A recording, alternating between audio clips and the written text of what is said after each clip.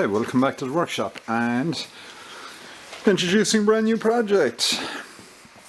So just to give you a little bit of background on this, this is a 2010 Fiat Bravo 1.6 JDT multi-jet dynamic dual logic, fitted with a 1.6 turbo diesel 16 valve with a variable variant Garrett turbo.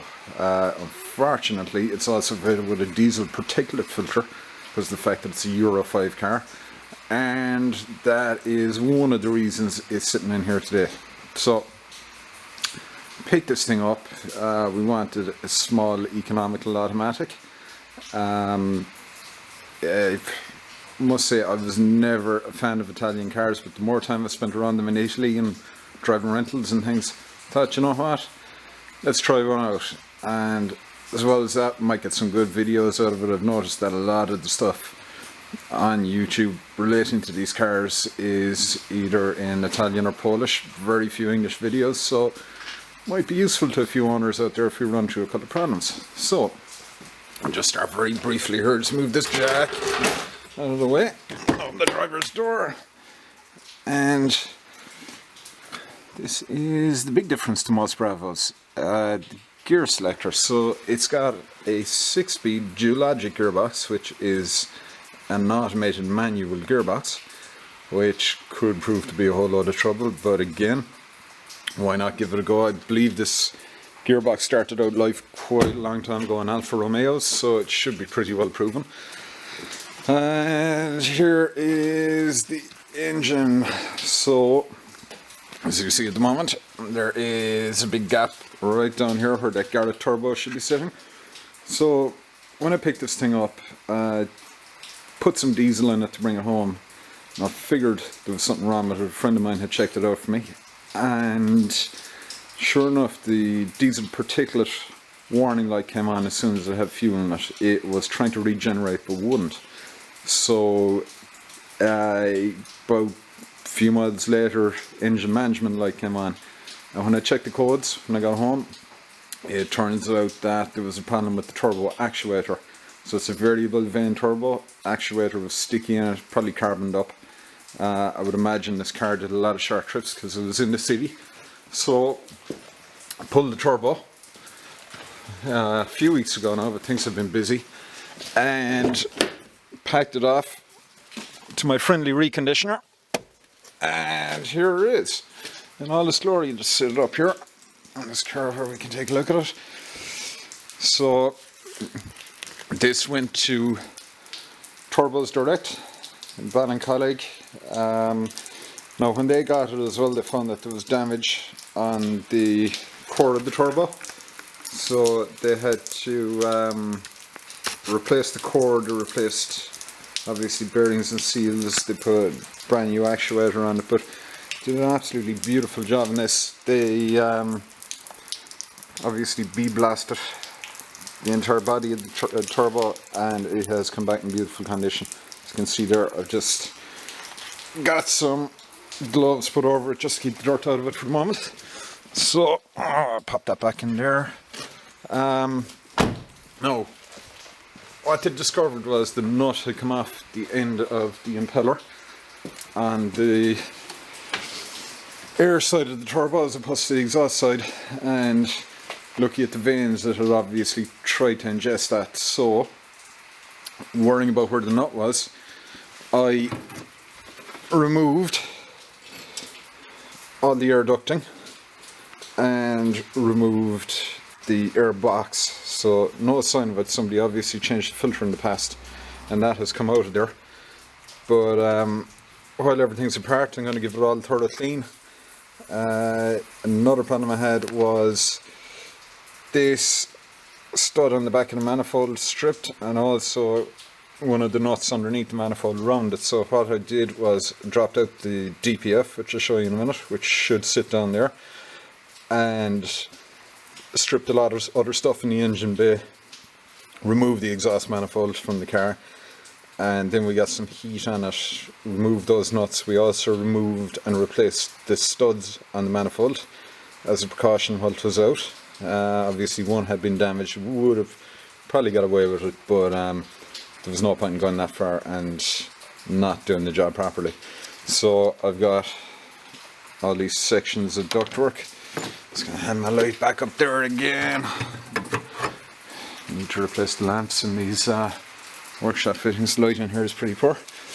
So this is the MAF sensor. This is absolutely filthy. Obviously some oil getting past the seals in the turbo. So got some electrical contact cleaner. Going to give that a clean. I'm going to use some carb cleaner and all these lines, blow them out with the air compressor, then dry them thoroughly and refit everything. Now, as well as that, obviously because there's a new turbo going on here, we need to take precautions. So oil drain pipe I've already had out and cleaned. That's spotless. This is the oil feed. So what I'm also going to do now is I'm going to drop the engine oil out of this. I'm going to put some fresh oil, a new filter in it. I've disconnected in under here somewhere. Where are we? Where did I do that? I have, oh yeah, it's back in here. I've disconnected the fuel rail pressure sensor so that I'll be able to crank this engine over without it starting. And what I'll do is I'll run some oil out through the turbo oil feed into a container, just crank it on the starter before we refit the new turbo, so that we make sure there's nothing inside that line. And also then once we fit the turbo, we crank it again just to get some oil through that turbo before we reconnect the fuel line and attempt to fire this thing up. So really outside of that, I've had a good look under this car. You can see a dent in the exhaust system that we probably have to address. Other than that, it seems to have been pretty well cared for. The brakes all look pretty recent all the way around. Exterior is beautiful. Interior needs a really good clean. I'm not even going to attempt that. I'm just going to pass that off to the experts. Valeting just isn't my thing. So obviously she's going to get a full service while she's in there, down to even replacing things like the cabin filter once it's been valeted. It's something I'd always recommend if you change cars. You really don't want to be breathing in the stuff that's been in that filter since the last person had the car. It's just hygienic to put a new filter while you're at it, and they're cheap. So gonna get going. Now, just to be incredibly awkward, they have stuck the oil filter right in there over that dry shaft, which is a pig to get to know about the correct tool, or what I thought was the correct tool, which is this guy right here. But that wouldn't fit in the filter, so once I get the filter housing out of there, I'll show you what my solution was, which was basically to attach a large Jubilee clip to the outside of the filter housing and just tap it loose then with a hammer. So let's get going. Okay, so we've got the Bravo's induction system here in the bench. Various bits of air ducting. This one goes from turbo down to the intercooler. This, as I mentioned previously, is the MAF sensor. Now, try and get in there. I see some of the dirt in this thing. Well, the easy way of showing this is that, okay, there's the air box. I said Bravo must have one of the biggest air filters I've ever seen on a small car. It's the bottom of the air box, so really isn't a point in refitting a turbo to a car with the air ducting in this condition. I'm going to clean the whole thing up.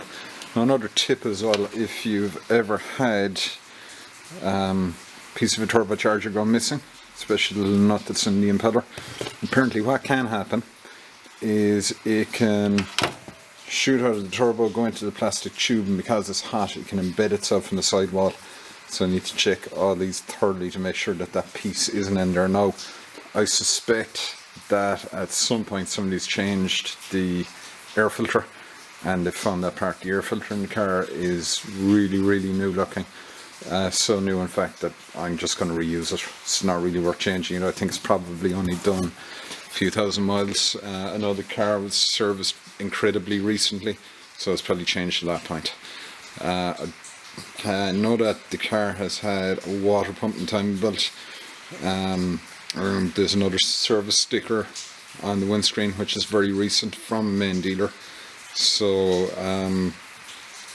to say I'll reuse that filter, I'm going to replace everything else. Okay, so so the smaller components cleaned. It looks a lot better. So I cleaned the MAF with some electrical contact cleaner. Then I held the air gun long distance back from it and just gave it a very small shot. Didn't want to risk damaging the wire and that.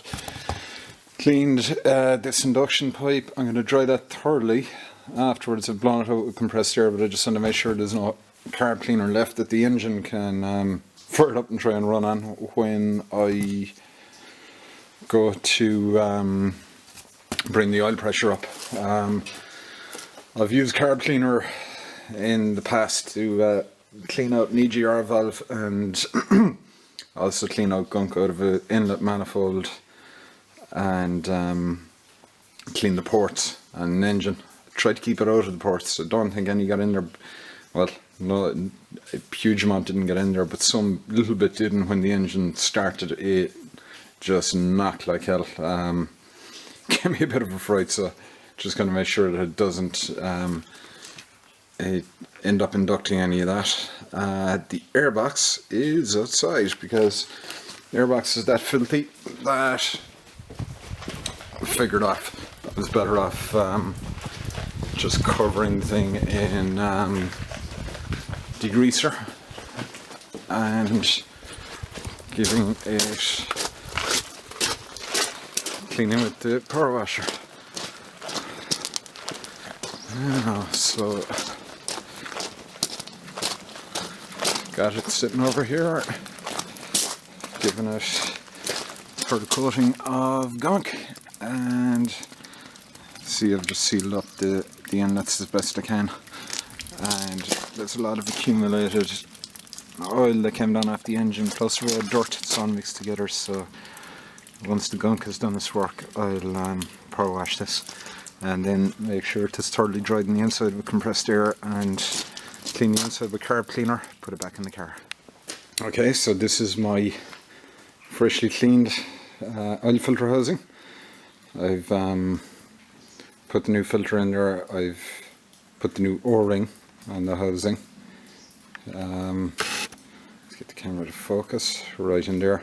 What I've done then is put a little bit of oil on my finger and just rubbed it around that to make a seal. Now, I told you earlier I had a problem with the getting this housing out. The tool wouldn't fit it.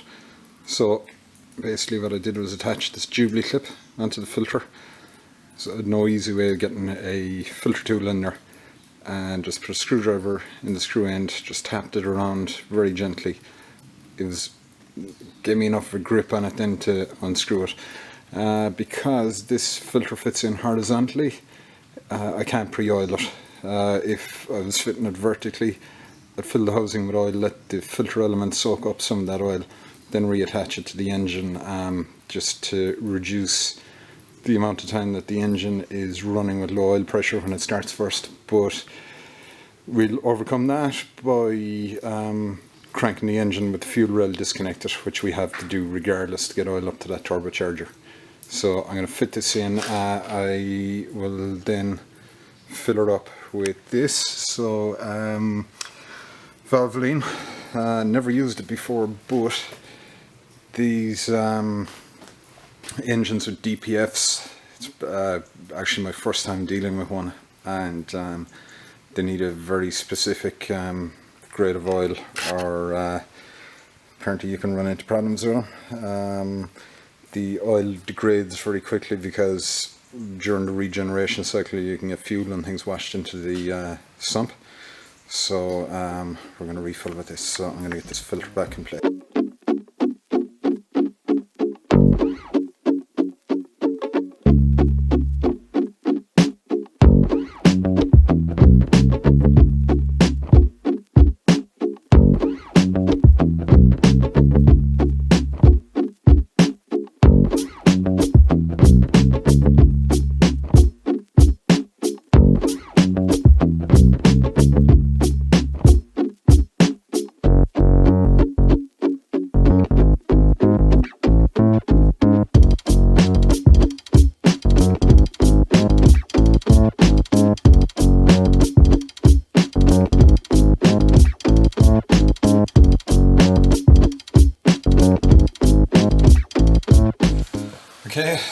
That's the induction system pretty well cleaned up. I just want to clean this a little bit further. But airbox fully degreased, spotlessly clean. It's just going to make the whole thing easier to put back together. Okay, so got our freshly cleaned induction system reinstalled. Exhaust manifold is back in place. MAF sensor is in. So what I'm going to do now is prep our turbo, get it dropped into position. Just show you where that airbox lives. Down in here. There she sits, up underneath the car, inside the front bumper. So that's in there, it's nice and clean. There is another problem which I'll come to in a minute, but for the moment I just want to get the induction system fully closed up, so I am going to drop the turbo in position. Okay, so I've had to build my turbo up a small bit in the bench. Access to some of this stuff when it's installed is absolutely impossible. So I have bolted on the oil return pipe, as you can see. Just bolts in there, and I've fitted this air pipe down to the intercooler because, again, fixings are hidden afterwards. I won't be able to get in there. So she's now ready to start bolting on the car, so we get it in there and get it buttoned up. Okay, so turbo's back in position. Air pipe work is back in there. Next thing to go in here now is the DPF. As I was saying earlier, oil feed pipe left undone for the moment. We get some oil up through that before we reconnect it for the engine. So just try not to trip. This is the DPF, diesel particulate filter. So these things are absolute bane in the life of any very other diesel, modern diesel. Taking a chance, not had this one cleaned. Gonna drop back in and see if it'll regenerate on its own. If not, I'm gonna have to take it for cleaning. We've got this thing ready to go out the door. Now, chances of it going out and staying out are pretty slim. We're gonna see this thing again. Other finishing touches. If we can fit this thing, even get it on there. Alright. Okay. Alright, so we're gonna drop the bonnet on this and get it out of here.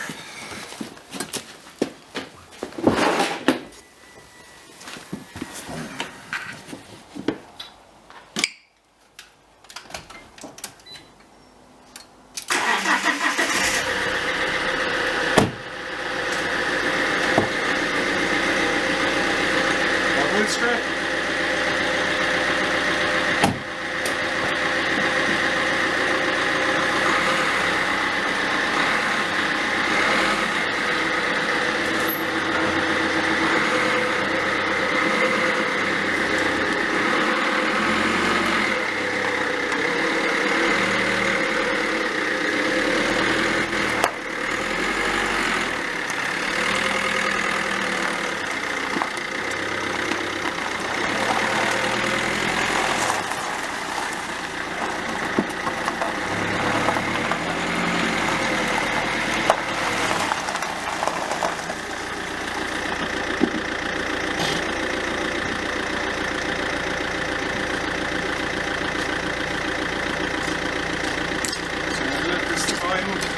And let's see what it does. If it decides to go into regen mode, we will take it for a drive and see if we can get it cleaned. If not, we're going to bring it back in here, drop the DPF back out of it, take it to a specialist, get it cleaned and put it back in. So we'll leave it run for a while. If it decides it wants to go into regen mode, I think it might give us a warning on the dashboard, but as well as that, it should hear the cooling fans kick in and things. The car should start to get pretty hot. So just let it idle for a while and let the battery charge up, as well as been sitting and cranking for a long time. So once we get it out there and get it for a drive, we'll come back, let you know how things go. Okay, so far so good. Still, oh, cat. Cat. Well, come on, I'll put a cat. Eek. And say hello. So far so good. Things certainly got boost back. Hasn't gone into limp mode. We've still got that DPF light on. Not seeing anything on the dash. So it's going to take it a little further and see once it gets up to temperature if it decides it wants to regen. But certainly got, oh my god, what is it with animals today?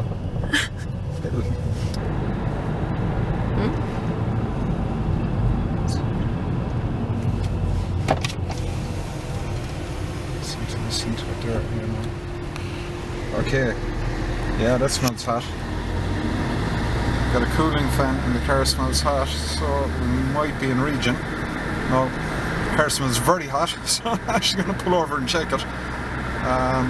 Rather than stop here, we're going to go to the workshop because that's where the fire extinguishers live, just in case some of the oil that was underneath this thing has caught fire.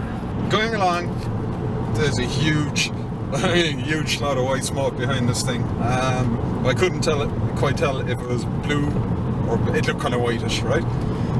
So I assume we had probably blown the turbo seal, something like that. We kept going, the car smelled really hot, fans are running, and the good news though, after about 3-4 miles, the DPF light has gone out. I initially wanted to spend the money and get this DPF professionally cleaned. A friend of mine in the trade said, no, just get the turbo in there, get the coils cleared, take it for a run, give it a chance. It's only going to take probably an extra hour's labour between taking it out again, putting it back in again, and I am so happy that I listened to him. This car did come in at the right money, but if I'd had to pay for DPF to be cleaned or be replaced, it would have just kind of pushed it that little bit that it wouldn't have been good value. So absolutely delighted. The thing is running beautifully. So it's made it back. That hot burning smell has gone away. Cooling fans have cut out. It's finished regeneration. It smells so much cleaner, and the engine is running so much more smoothly than it was. Power is all back. This thing's got 120 brake. You mightn't see much, but in a small light car like this, it really should. So really happy with it. So that's it. Thanks for coming along. If you want to see more videos like this, like and subscribe, leave a comment. Thanks for watching, guys.